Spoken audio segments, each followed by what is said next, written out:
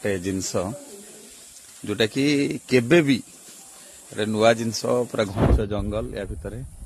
माँ को मंदिर आज जड़े भौणी कहले कि आसब ये देख झरणार कुड़कुड़ नाद पहाड़ उपर पानी आके तलू एमती जाऊँगी समय पाइले निश्चय ये जगह को आसो बेसी नुह मात्र कटक मंगुलू गोटे 20 किलोमीटर भितर ये जंगल पड़ो जंगल माँ अच्छा प्रत्यक्ष माँ समस्त कथा शुणती अनुभूति ही आप जानीपर आईटा देखुं तो पूरा खाली जंगल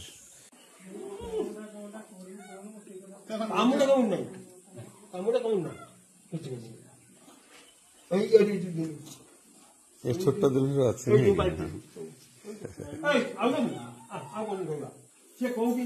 बुझी आसवे जमा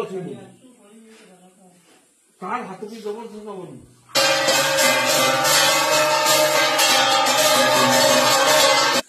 डम डमणी पीठ